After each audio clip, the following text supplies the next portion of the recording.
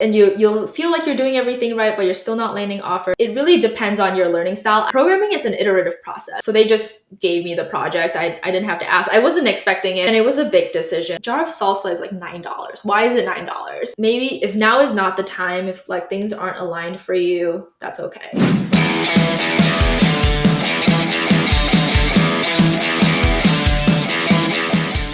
Hey Xue, welcome to the show. Hi, thanks for having me.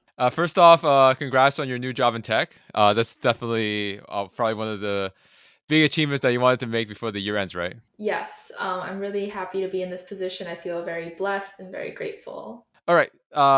And I think a lot of my listeners would want to know more about your story in regards to how you got to this point. But before we dive into that, why don't you introduce yourself to the audience, to my audience, in regards to like your educational background and how you got into the field of work that you're currently doing. Yeah, so my name is Xue. I went to school for electrical engineering and I minored in math. I felt like I kind of didn't fit electrical engineering around my third year. And then that's when I pivoted into software engineering and I had more of a focus on that. I got my first job at Herman Miller out of college. I had a few jobs before that, but that was my first like big girl job. And then I think I was there for more than a year and a half, and then I transitioned to Tesla, which is where I worked as a software engineer. I worked as a software engineer before as well, but yeah. Yeah. All right. So taking a step back, why did you decide that electrical engineering was at least at the beginning, the path for you into university college? Yes. So my university majors switch was it was kind of a ride. I think I started off with psychology. I started off with psychology. In my second or third semester. I ended up being a teaching assistant, and I just thought it wasn't challenging enough for me. So I decided to look into engineering. I decided on computer engineering at first, and then pretty much the same thing happened. I felt like it wasn't as challenging for me. So I decided to do electrical engineering because I really enjoyed circuits and things like that. And then I committed to it. I committed to it up until, well, I graduated with an electrical engineering degree, but I committed to it up until the end of my third year where it was starting to specialize, and I didn't really resonate with the specializations. And I've always loved coding, and the coding just got less and less as I progressed in my degree. By the end of my fourth year or my final year, I decided that I wanted to do coding. I wanted to do software engineering, so that's how I end up in that path. Yeah. All right. So you said like you already had the passion for coding. So how did you discover that passion? Yeah. I had a freelancing sort of gig when I was growing up. That was just how I had like side jobs. It wasn't completely like legal, but I'd started off with a game called Neopets where they taught you like HTML, CSS, like really basic stuff, but the tutorials were really in depth, and I was able to pick it up at like 8 or something. And I would spend hours sitting on my computer playing with these templates. And then I think I progressed to like Tumblr, and I made more templates, which are in HTML and CSS and some JavaScript. And I think I did some WordPress too. And that's really how I started to get into like programming. And then I moved on to like languages like Java, Python, C is what I did in school. Yeah. Is Neopet still around? Like, I've heard of it when I was younger. I think it is. I think it really is. It's still around. I still have an account. I have to log in every so often because if you don't, they kind of wipe your account. And I've put so many years into that account. I have like the shield that says like 15 or 16 or 18 years. Um, so yeah, I think it's still around. For aspiring developers or software engineers, you know multiple languages, right? As you mentioned, what's the differences between the two, between the languages you've learned? And the reason why I'm asking this question is, uh, if someone's getting into software engineer, they want to know which language to choose, and they might not want to. They might choose the wrong one, and then they might have to relearn a new or learn or completely learn a new language. So like, is there difficulties in regards to like learning one language and transferring that knowledge over, or do you have to completely start over? So what's your advice on that? Yeah, so I would say at least a lot of the popular advice is to start off with Python, because it just makes sense syntactically. It's kind of like English and it makes sense. But I would honestly, and people are going to hate me for this, I would honestly start with like a traditional language like Java that has like for loops written out with variables. So Java or C. C might be a little hard for a beginner, but it depends on what you practice on, right? So that's the advice I would give. I would start off with one of the traditional languages where, because the traditional languages you can sort of translate the semantics to other languages and you don't have to learn as much. But if you start off with Python and you try to transition to, let's say, Java or C or C sharp, it's I've seen people struggle with that. So I would say if you are trying to pick up programming as fast as possible and you know your objective, and your objective is like maybe like doing data or like making like a quick automation program, start off with Python. But I would keep that one of those traditional languages in my back pocket. You know what I mean? Yeah. Okay, so you're saying to start off with Python first? Not. I'm saying like do both if you can. So Python and like maybe Java. I would say Java really. People are gonna hate me for that. Yeah. I would say because like I said, Python is easy to learn, but to transition to a different language, I see people struggle with that. So if you want to understand how programming works, start off with Python, but still work on learning another language. Got it. And how long does it take to quote unquote master a language so that you be efficient if you were to get a job and use it consistently? Yeah, so mastering a language, what would you even consider a master? I would say if you have a good command of the language is when you can solve problems with it. Um, how long that would take depends on the person, and how they study and what their regimen is like. I would say if you're a beginner and you put in like a few hours a day learning, I'm sure you could do it in like a couple of months. The conceptual part of programming is a little hard to grasp at first, because a lot of the tutorials that you follow online, you just sort of copy blindly, you just follow along. So if you follow like a guide or a professor or a teacher, whoever, that teaches you why things are the way that they are, why this works, or like how it's assigned and stuff like that, I think that would be better. And that would really lend a lot to your mastery of the language. If you just want to like make a quick program, I'm sure you could do it in like less than a day. If you just want to make a quick program, but mastery definitely comes with time. Yeah. So, what do you recommend in terms of resources? Because there's obviously free resources. There's boot camps. There's I guess like Udemy as an example, where you could buy like a course to help you give you structure on how to properly uh, learn a language. What are some of your recommendations in regards to finding the right resource to guide you to master a programming language? Yeah. I've worked with a few students who start from zero, and I've worked with some students who have like some exposure to programming. Um, it really depends on the person, and that's just such a cop out answer. But it really depends on your learning style. I've had people learn from books. I've had people learn from, like you said, Udemy videos. I've had people learn from like practicing it. They have like Free Code Camp is one that's kind of interactive, and there's Code Academy.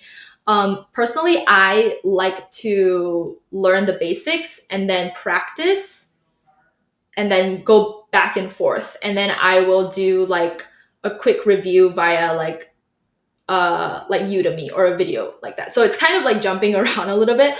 But if you want like a more streamlined approach, I would start off with like an interactive program like Code Academy or Free Code Camp that has projects for you to practice on, and you can kind of follow along and just try your best to be present in the practice. So you're not just, like I said, blindly copying or just following along, not knowing what's going on. Like if you don't understand how something happens, stop, pause, and then understand how you got there before you move on.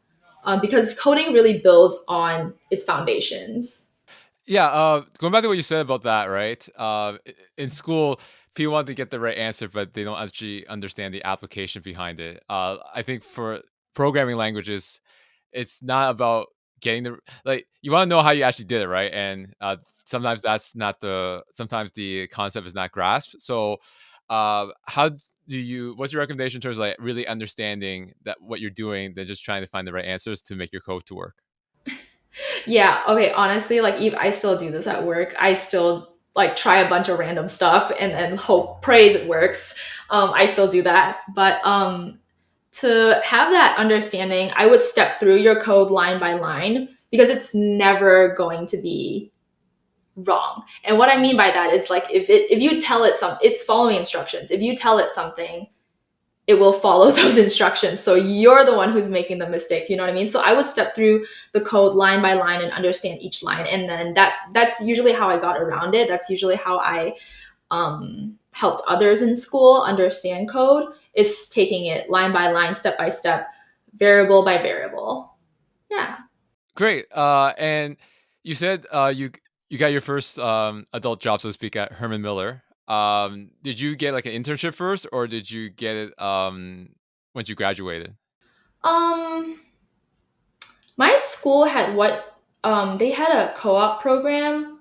So I did do 3 rotations at co-op, but during in between those rotations I was still working for them, so I was considered full-time or um whatever it was called.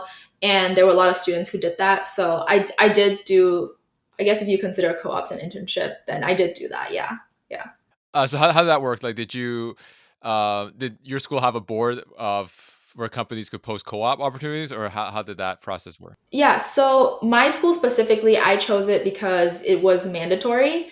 You needed to have a co op before you could graduate, and I wanted to get experience before I graduated. And it was built into the program. You had to take classes before you could do a co op, and you stayed with the company for 3 years, but you kind of took a semester on, semester off kind of thing.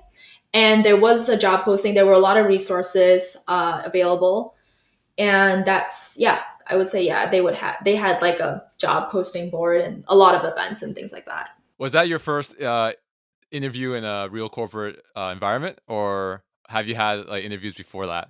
I've had interviews before that.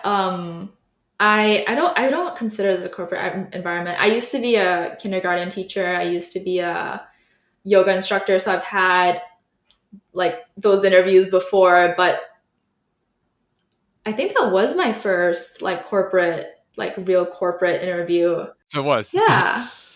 Yeah, okay, so how did you prepare for that, and, did you have any, like, nervousness or any of that, and how did you, like, be calm and be prepared when you had that interview?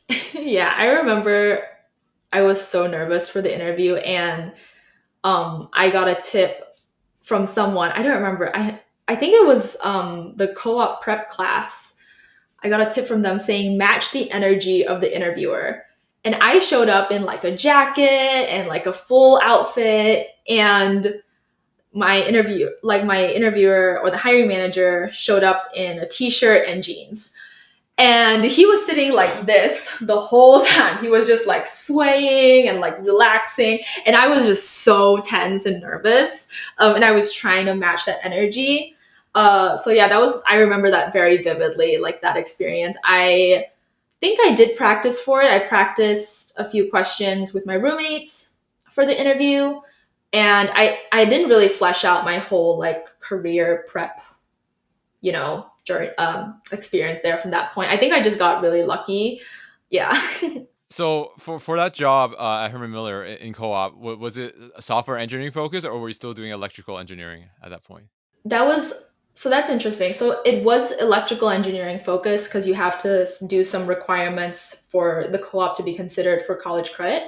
It was an electrical engineering focus, but I ended up doing a lot of software engineering, and I think it's what built my passion for software engineering because I got to practice those skills And I realized that, wow, I didn't go to school for this, but I know how to do this. I think I built a whole database for them.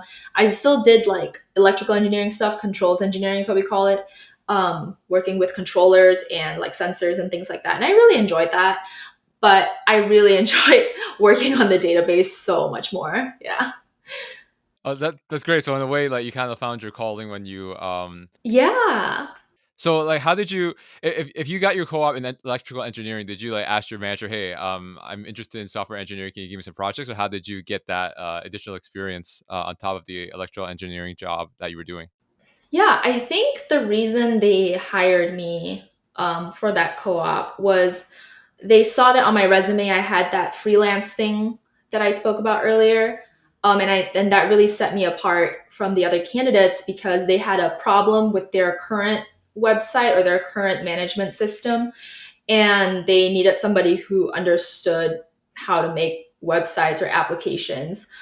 So that really helped me stand apart. And so they just gave me the project. I didn't have to ask. I wasn't expecting it, but I feel really lucky that they did that because again, it was kind of like the first like domino effect for everything else to happen. Yeah. So you did your co-op, you did you said 3 rotations, right? So when the rotation was over, you were able to land a full-time job once you graduated. Is that how that process worked?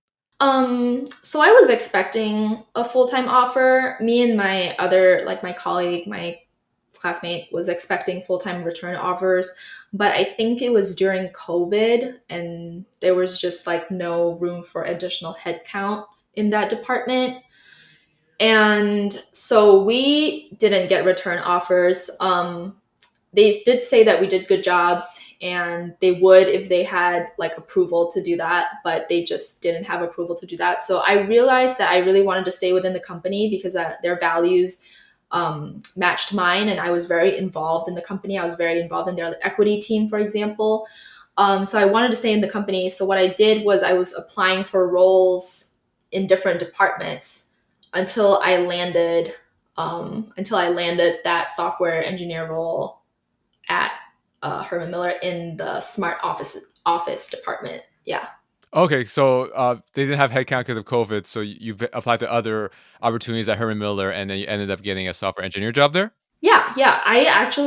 They actually communicated that to me during my co-op. They were telling me like it's like you should probably start looking for other jobs because we don't foresee a return offer.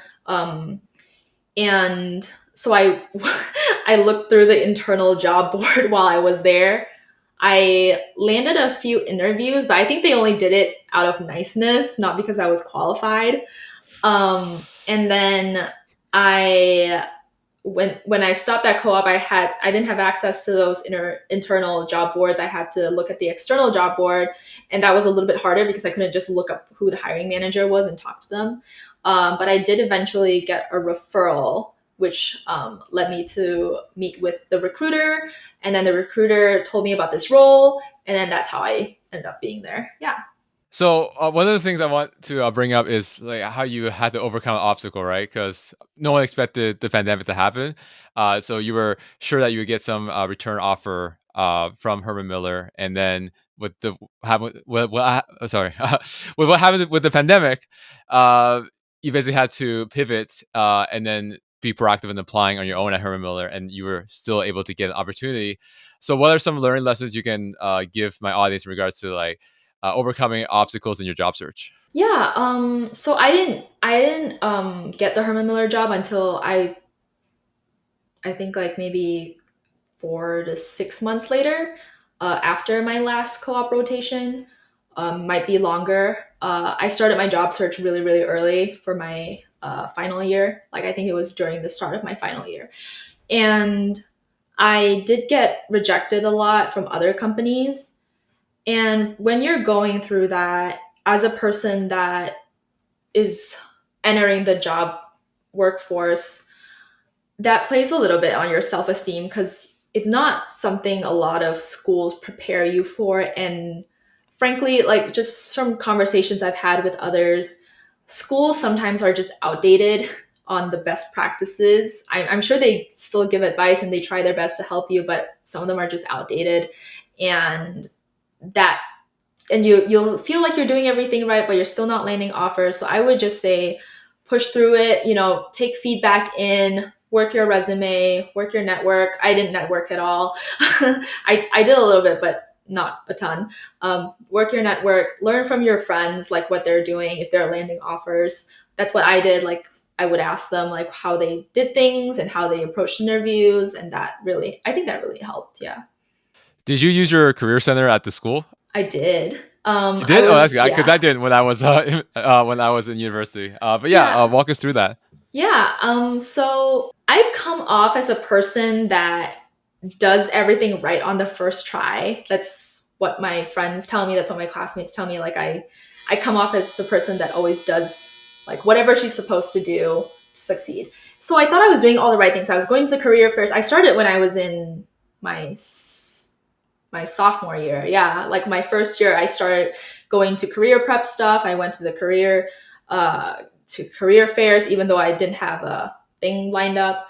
I did all that. I used all my resources. I talked to the counselors. They were really helpful. Like they really gave me tips. Like I can show you my first version of my resume versus what I ended up with. It's just day and night.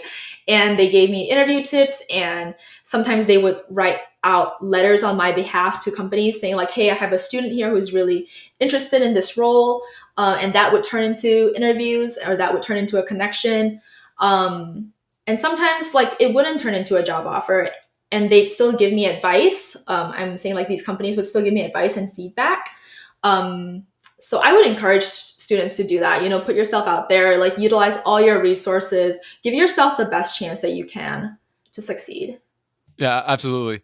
And when you were pivoting into software engineering and you were applying to these jobs, did you feel like you lacked the experience that you think that they needed? And if so, like, how did you push through, saying that you do have the skills to be of value to these companies? Yeah, I did feel very like I felt very, I don't know, a few of the companies that rejected me gave me feedback saying that my background didn't align with their expectations. For example, like they would just blatantly say like I had an electrical engineering degree and that's not what they're looking for. Even though I had a lot of projects, like software engineering projects on my resume. Um, what else? So that was one feedback that I got. And then my coding skills, because I didn't go to school for computer science and I didn't take those classes, I was kind of weak in that area. So what I did was I would take that feedback and I would keep trying. I would improve where I could. I practiced more. I did more projects. I made sure that my understanding was good. Like I said, my mastery, so I could pass those technicals. And quite honestly, I would make it to like the final rounds, but then I would never be able to clear the final rounds, and the feedback would always be the same. It's just like they're just saying that I wasn't good enough, or like I wasn't up to their standards. And I had my sights set pretty high because I felt like I was in a really good place, and it would have to be a really good opportunity for me to move on from there. And yeah, but it was really demotivating. It's getting no after no after no after making it so far, because it seemed like everybody liked me, and like I just didn't have the hard skills that they were testing me on. So, uh, how did you improve from the first interview to the one that you ended up getting? Like, what were some of the changes that you made to make yourself the candidate for them? Yeah, I think it started off with my soft skills, my interview skills. I was polishing that up. I worked with a mentor. I worked with some professionals. Some of them were even students still, but landed offers in like the companies I was targeting. So I practiced that. And then I practiced my hard skills, which a lot of these top tech companies do leak code style interviews, which I don't agree with. But they do a lot of that, and it's just a game that you have to play to be able to get in. And I participated in different communities online, a lot of different coding communities, programming communities, and that helped because I could ask questions. When I ran into a problem, I could help like I could get help from others or I could help others, and that really helped. And I just practiced a lot. Like I just pushed myself through it, and I always made sure that whatever I was learning was sinking in so that I could apply it in the interviews. For these engineering jobs, I'm assuming it's a combination of, again, like you said, like a technical test, and then a behavioral component. Uh, what's some advice on the technical side, like behavioral, follow the star format, all that stuff? But what is your advice on the technical aspect of the interview? Especially, I'm assuming that these are timed assignments as well. Yeah. Okay, so for the OA, the online assessment, which is usually the screening, and this is for software engineering. I'm not sure if other engineering does this anymore. But for the online assessment, you just have to come up with the best solution as you can within the time given. And I would encourage you to write a lot of comments explaining what you're doing, but it's basically a pass fail situation. Like for Google, it was I think I only solved like 70% of the question, but it was like a pass fail thing, and I passed and moved on. For when you get to maybe the second, third, or final rounds, it gets a little bit trickier. So, from my understanding and from the feedback that I've got from these interviews, I think delivery matters a lot. So, if you're good at coding, if you're good at solving these questions, these puzzles, but your delivery is really bad, think it I don't think it works out in your favor from the feedback that I've gotten, because I've helped students who are phenomenal at coding and sometimes their delivery is just a little bit off. Um, so they told me I made it that far because even though I didn't have the perfect solution, I walked the interviewers through my thought process. I was able to articulate my ideas. I was able to give examples. I was able to tell them if I didn't know the answer, I would say, I don't know the answer for this particular situation, but here's what I know so far, and this is what I would try. A lot of cases, I ran out of time, and then I would just explain what I would have done if I didn't get into that roadblock. And the feedback that I've gotten is that that really helps push you through, because I am not good at lead code. I really, really am not. It's just I've had friends tell me that I'm okay, which is really saying something because I'm really not that good. Yeah. That's actually very interesting. You mentioned in terms of like these time tests that even if you don't finish, as long as you can explain what you were planning to do, that actually does help. Yeah, and I think it does help, because in the real world, you're not like you have deadlines, but you're not going to be like monitored and like solving puzzles on the fly in like 30 minutes and coming up with the most optimal solution. Programming is an iterative process. Like you're going to have to go through it again and again and again.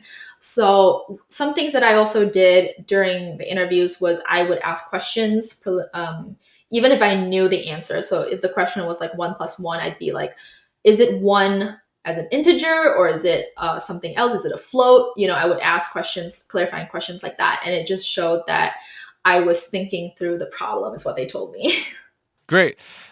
So you had you were at Herman Miller for a few years. When did you decide that was time to make another move?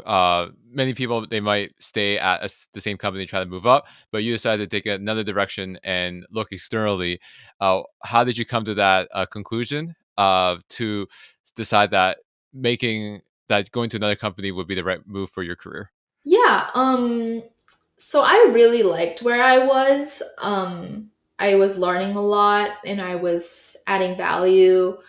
Um, I just felt like I was growing in a direction. And there's like a few different reasons why I decided to move on. But I felt like I was growing in breadth rather than depth, if that makes sense. I felt like I was learning a lot of different things, but it wasn't in the direction that I wanted to be heading.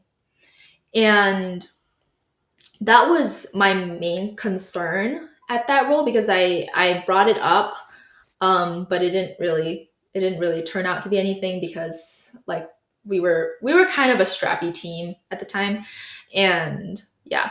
So that was one of the reasons, and then another reason was I wanted to do more front end stuff like with React, and this opportunity allowed me to do that. Okay. I guess for people, Oh sorry, no, I thought you. yeah, No, you continue. I thought you were yeah. done. So go ahead. I guess for people who are like hesitant on leaving their company, I'm trying to think like long term, like if I continue down on this path, where will I end up? And I just, like I said, I was growing in like all these different directions, but I wanted to be more focused. All right. So, uh, in regards to you starting to look elsewhere, what was your game plan? Did you find out these are a list of companies I want to go to? This is what I want in my next job. What are some of the things that you researched before you started implementing your job search strategy?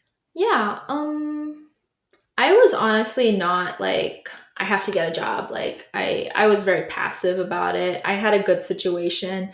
Um so I was like I'm very lucky to be able to say that. Not everyone is in the position that I'm in where they have the luxury of even like not applying to jobs someday. But what was the question again? The question was, uh, you knew that you had to leave the company at that time you're working for. Oh, right, To, right. The yeah, target, yeah, the exactly, list. Yeah. yeah. Okay, okay. Yeah. So my approach was I did have a target list of companies that I wanted to go to. That's something that I learned. Is to be more. I think they call it the sniper approach.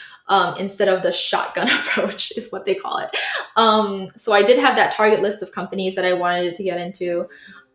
Tesla was not one of them, but it like weaved its way into my list eventually. Um, yeah, but every one of those on my list, I would make it as far as I could, and then I would get a no in the end. Yeah, but I did start off with a list. Okay. So as you were going through like the interview process at these companies, how did you end up getting the Tesla opportunity? In terms of like applying for it or hearing about it, applying for it, and then working your way up until you got that job offer. Yeah. Honestly, it's a little bit of a mystery to me. Because I don't think I applied for a role on their website because I was approached. And this is another thing that I teach is that visibility is very important because it draws people to you instead of you reaching out multiple times. Um, so I remember I got a message from the Tesla recruiter. I've been messaged by Tesla before, but it didn't turn out to be anything. But the recruiter messaged me. I think he got a referral from somebody who had my portfolio or my website. Um, I think that's what happened. He said he got it from somebody who wasn't able to refer me because he was in the hiring hierarchy. So yeah, that's what I know for now. And then when I talked to him, I had a friend who offered to refer me, but we were so far along in the process. I don't think it mattered.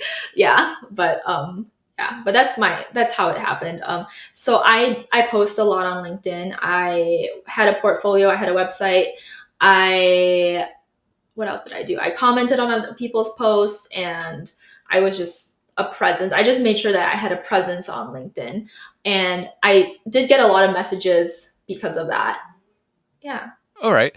So what is some advice for someone that wanted to get into tech, such as Tesla, in terms of like preparation, what type of values they look for, and then candidate? Like, what are some things that you're able to share? So, if someone's looking to move into tech, whether it's like Tesla, Amazon, those companies, what's some advice for them so that they know what they're getting into going into these interview processes at these companies? Yeah. Okay. Disclaimer, I just started Tesla, so like it's been like more than a month. But some advice for people who are heading down this road who want to get into big tech for whatever reason, um it's brutal.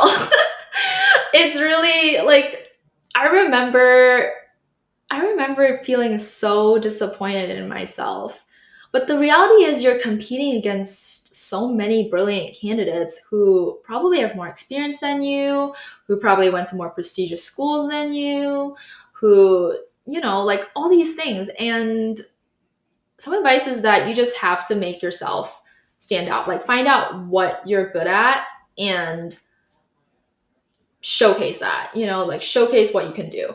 And first line of defense, you show it on your resume. Second line of defense, you is your supporting work, your portfolios and whatnot, posting on LinkedIn, like building that credibility and that social proof a little bit.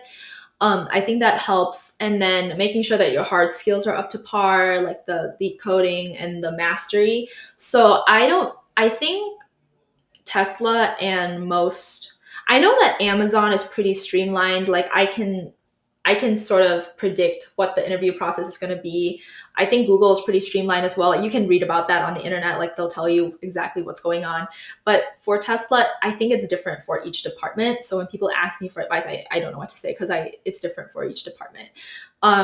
Based on my experience, it was very holistic. It was based on mastery, how much I knew about the stack or or about concepts.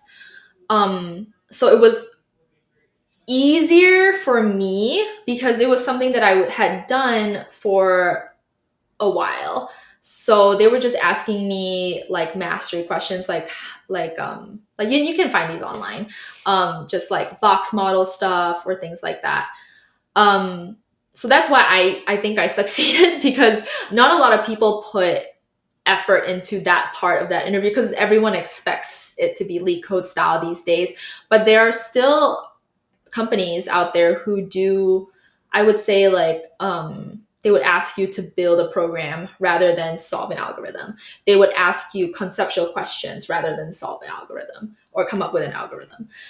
So there are companies who do that, who are still out there. And for those companies, I do a lot better. So maybe if you're not like really hitting it with the lead code style companies, I would go and look for those big tech companies. And there's a list of them online that's like on GitHub. We can like link it or something. Yeah. Yeah, sounds good. And how long was the interview process from like?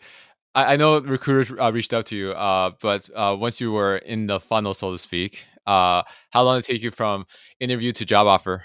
Yeah. I got a verbal offer, I think a month after the first contact with the recruiter. I think I got it in a month, but there were so many approvals and so many hoops we had to jump through that it stretched out to like almost 3 months, I think, for me to like sign and like get everything in order. I think it was like 2 to 3 months. I think it was 3 months because I was really stressed about it. Yeah. Was there?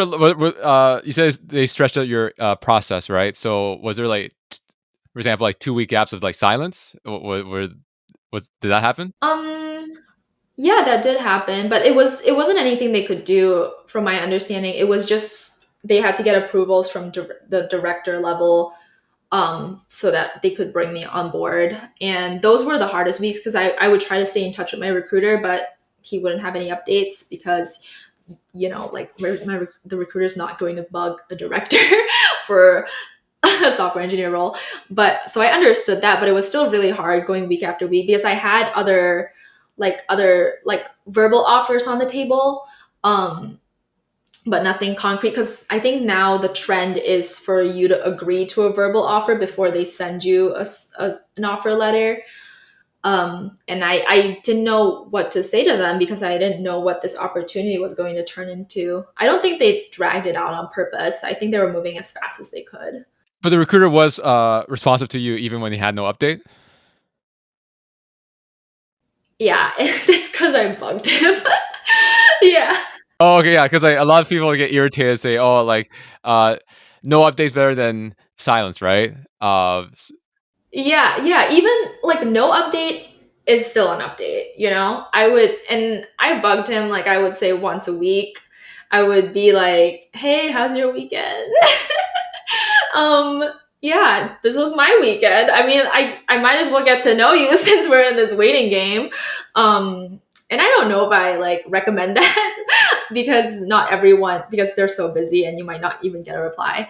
But that's, I was lucky enough to have that kind of conversation with my recruiter. Great. You said you had other verbal offers, right? So, like, did you have to do a balancing act where you're trying to like push Tesla to like, hey, I got some offers, I have to make a decision, or like, how did that work? Because you didn't want to lose this opportunity, right? Because I'm assuming that was your number one option. Yeah. So the other offers, I was very transparent with them. I think that's the way to go. Some people say leverage your offers, and like play that whole game. That might be the smart strategic thing to do, but I didn't know how. I was very transparent with him. I just told him like, hey, I have like these other offers. They're offering me this range, and I was wondering, I did leverage it, like I did tell them like what the competing offer was, and I think they matched it or something like that. They did the best that they could, and I just had to reject the other offers even before I had the Tesla offer like signed and sealed, and it gave me a lot of anxiety. Um, yeah, because like I said, the other companies would not extend a formal offer without getting a verbal, like a verbal acceptance. Yeah, so I did have to juggle that a little bit, but I was very transparent with my recruiter. So you basically took a gamble. So you rejected verbal offers in hopes that this one would come through, right? Yeah, because he was like really reassuring to me. He was telling me like, we really want you to come, just hang in there, hang in there, hang in there, hang in there. So he was, so that assured me a little bit, but I know that things can change, like anything can happen. So I just decided to take that leap of faith. Yeah. And you were still working at your at Herman Miller, right? So it's not like you had no job. You basically were looking for the right opportunity for you, right? Yeah, and honestly, I was sort of considering, just staying there. I was like, if you know what I mean, like I didn't really consider it like a real opportunity because I didn't have that signed offer letter. I was just hoping for it, but I was like, if this doesn't work out, it's okay because it's fine. Yeah, like I wasn't like I said, I wasn't actively searching. You know what I mean? Yeah. Okay. Uh, Going back to like you wanting to make a move to another company, you also had to move states as well for this job. So when you were looking to like move from your previous job at Herman Miller, did you cast a wide net, or was that a bit later saying, "Hey, I think I should look at other areas, not just where I was at the moment"? Yeah. That's a really difficult question because I remember I struggled with that a lot because my role at my role at Herman Miller was remote, and I was very comfortable with that. There were some reasons that they wanted us to go back to the office, but that's like political drama. But for Tesla, they made it very clear that you had to go into the office for certain days. I think it was hybrid when they started telling me, and it was a big decision. It was really like scary for me because I had just gotten used to my environment. Like I had a flow. I knew where things were. I had people that I relied on. And yeah, it was a really big decision for me, but I'm here. Yeah. I don't remember how I weighed the pros and the cons. I think I just realized that I like this was the next logical step for me if I wanted to head in the direction that I wanted to go in. All right, and um, you're in Seattle now, right? Yeah. Okay, so what's the big? I know you're still in the U.S., but is there a big like culture shift in regards to like where you were before and then now in terms of like the city, the work environment, nightlife, things of that nature? Yeah. Yeah, I definitely got culture shock because nobody laughed at my jokes. Like that's the biggest one that I have. Like in Michigan, I don't know, we're all just very family oriented and we're very polite to a fault really. And and And I just picked up the habit of like laughing at people's jokes all the time because it's polite. And I came here and I met some people and they would say something funny and then they won't laugh at their own jokes. And then I would laugh like a crazy person and then I would laugh at my own jokes like a crazy person. And they were just like people talk about Seattle freeze and I felt that. Yeah. Yeah. So that was a big culture shock. The prices, like cost of living, super high. Really still not used to that. Jar of salsa is like $9. Why is it $9? Um, yeah, I've made some friends here, but I haven't made like a ton of friends, you know what I mean? Like to have like a full social circle. So that was a big change. And yeah. Was it like you mean like work friends, or were you like going out and like for example, like you did yoga before, right? So are you like making friends through yoga if you are doing yoga in Seattle, or like how are you building up your social circle in Seattle? Yeah. So my social circle was basically my engineering friends, really, like people I met in engineering. And so I like stuck with them, even if they like moved away, like we kept in touch and there were still people in Michigan that I was close with. I haven't like that's how I made friends really was from school and I didn't really make a lot of friends at work at Herman Mill, like friends like I would meet outside of work. Um, I think I was the only one without a baby or like a child. So it was hard to relate. Like they would talk about their like toddler problems in the work chat and I'd be like, yeah, I totally get it.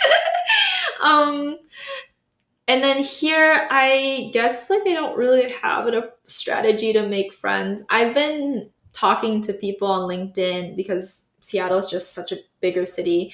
I've been talking to people on LinkedIn and meeting up with them with interesting folks, and that's how I've been approaching it. But I've only been here for like a little more than a month, so I'm trying to be patient about it. So obviously you took a leap of faith in regards to like moving to a new company and moving to like a new city state. Uh, Again, there's a lot of professionals, especially on LinkedIn, that want to get into tech, but there has been a lot of layoffs in tech, as you are aware.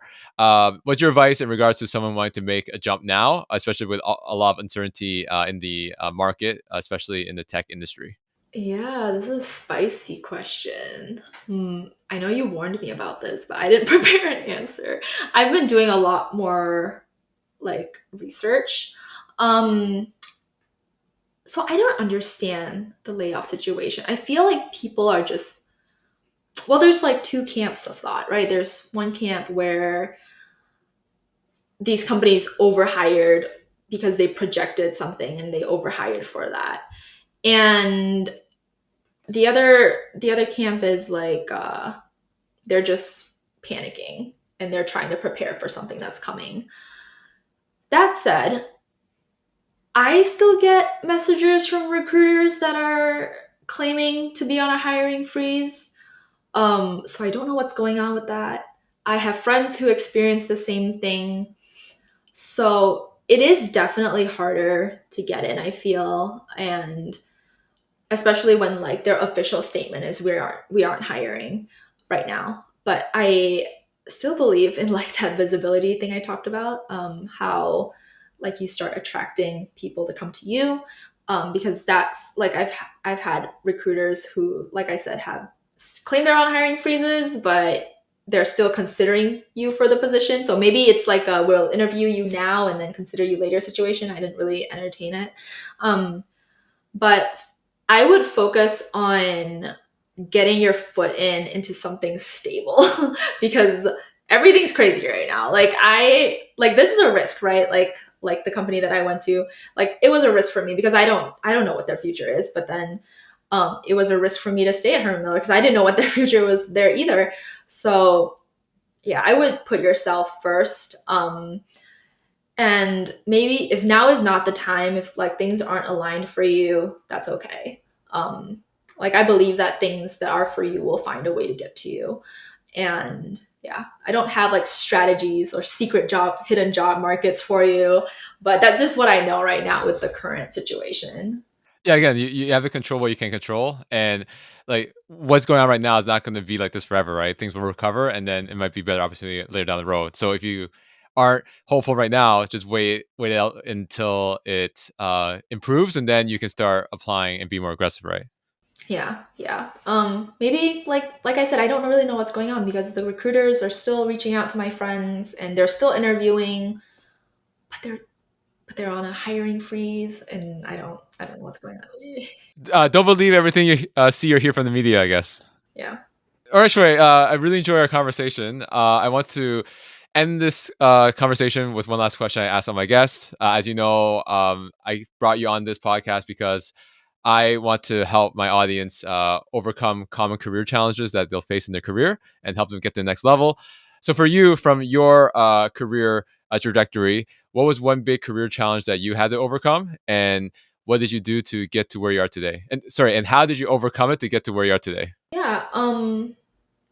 I know to a lot of people I've made it.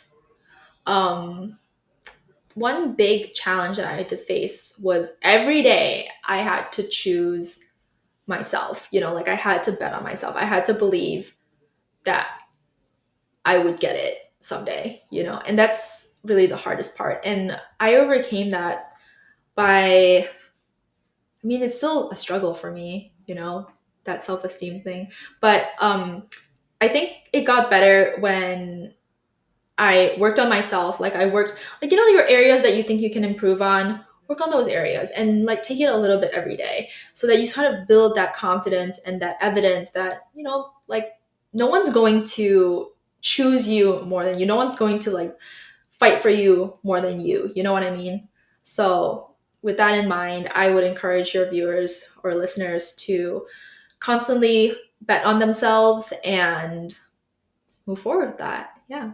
Sounds great. And obviously, obviously you're still active on LinkedIn. So tell us more about like what you plan to do with your LinkedIn personal brand, and how can people reach out to you to learn more about what you do and how you can help them. Yeah, I will say that I had a viral post blow up. So I have like 4,000 requests that I haven't like made through. So if you send a note, that will help a lot. If you introduce yourself, that will help a lot. If you comment on something of mine, that will help a lot. So that's the best way to get in touch with me because I know that a lot of students or early career professionals want like perspective and advice, and maybe I can help in that area. With I've never thought of like my personal brand seriously. I think I just want to project like this approachable person, authentic person. That's kind of what I want to be like seen as. In terms of content, I want my content to be helpful, and if I know I'm not that funny, but like I try to be funny. Yeah, but mostly I want my content to be helpful and to reach others so that I can better help them, because that's really what my goal is. That's why I volunteer and stuff, is to help others, because I had a lot of help, I had a lot of mentorship, and I think that's where I am, like how I'm where I'm at today. Yeah. Sounds good. Send me a message. I'd love to connect, but please, please, please leave a note. If not, you'll just get buried. Yeah. All right, great. Again, I appreciate your time and appreciate the advice that you've given my audience, and enjoy your new role. Yeah. Thank you so much for having me. I really enjoyed this. Bye. Thank you so much for watching. For more content on careers, job search, and self improvement, make sure to hit that subscribe button.